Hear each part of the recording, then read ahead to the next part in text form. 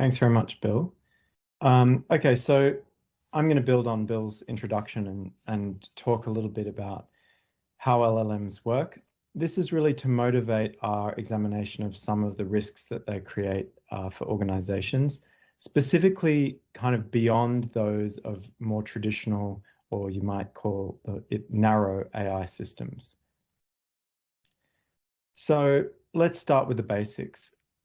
Modern language models of the kind that Bill's been talking about, like ChatGPT, at their core are a machine learning algorithm that is making predictions. These predictions are about the next word or section of word given a prompt. So here we see an example. The prompt might be, "It was the first." The language model is at its core making a prediction about what word comes next. That prediction is typically probabilistic, and we can see here time is by far the most probable word that it's predicted, but we've also got other examples. And at the core of all the capabilities that Bill's been talking about sits this idea that we're doing next word prediction. Now, that seems very limited. The first question is, well, what if we want to predict more than one word? There's a simple approach. What we do is we select a word in that probability distribution, often the most likely one. So let's say we lock in time here.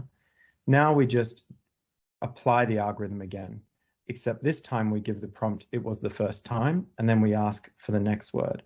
And here you can see the model has selected that.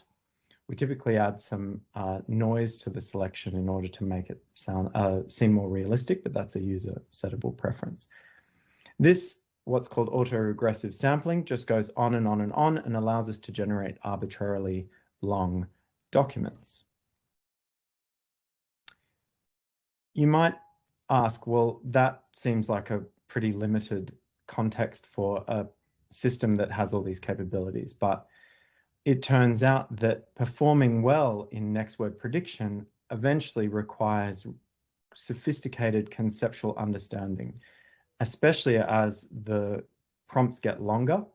The detailed context and understanding of what is in those prompts is required in order to make sensible predictions. So here is even a simple example where we have two phrases that are otherwise identical, but for one word that completely changes the meaning.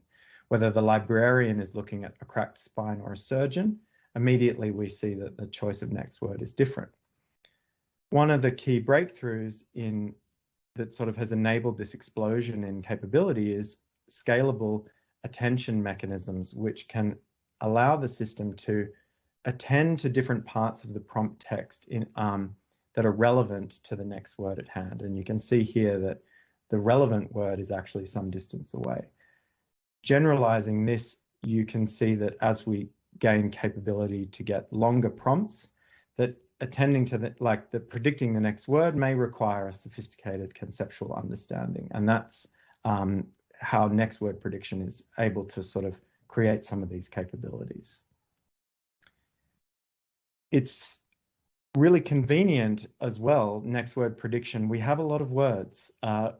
We have terabytes and terabytes of natural text on the internet that we can use to train these models. And one of the other big innovations that has enabled this capability is a tremendous increase in the scale of both the data and the computing power that's been applied to building these models. They're getting very, very large in terms of the number of parameters and the flexibility that they have, and they're being trained on tremendous volumes of data. An example here, which is a common open data set called the Pile, contains all papers ever published on arXiv. It contains PubMed, medical papers. It contains Wikipedia, books out of copyright, and then large numbers of GitHub repositories, et cetera, et cetera. In other words, significant fractions of all the textual content that exists on the internet and that is accessible. Estimates around 2,000 years for a human to read GPT's training data, and the compute we're looking at is in the order of thousands of GPUs and taking multiple weeks to months of training. For the largest models, where these are companies spending millions and millions of dollars on computing in order to achieve these largest models like GPT-4.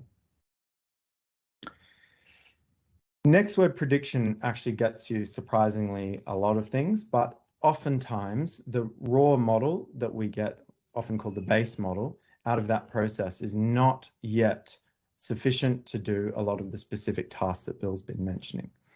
What we enter here is the realm of fine-tuning and in-context learning. So fine-tuning is a process by which we modify the base model by providing additional data for training, which gives specific examples of the task that we want the model to perform.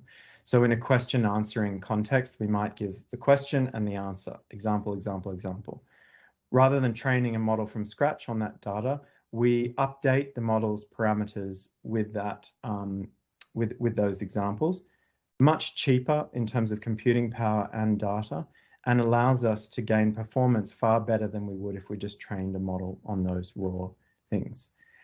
So for businesses, this is a really appealing proposition because it allows us to do things like build on all the work that these large models have already done in pre-training, but fine-tune them to a task that we're interested in for our business, and also incorporate data that is specific to our situation. Even before you get to fine-tuning, it turns out that these models can actually be taught just by giving prompts. What's interesting here is that the mechanism that we use to give data, i.e. the prompt, can be the same mechanism that we use to specify the task. So it turns out that we can do this thing called few-shot learning, where in the first example, we give some examples just in the prompt. The opposite of hot is cold, the opposite of heavy is light, the opposite of long is. And the performance of that system is better than if we hadn't given those examples.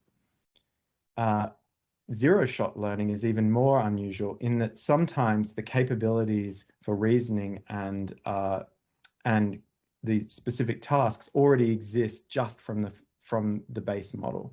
And so we might, for example, get a translation capability just by asking to complete the right phrase. Here we have German, the equivalent statement to great to meet you is blank. And we may see that the system can just do it even without examples.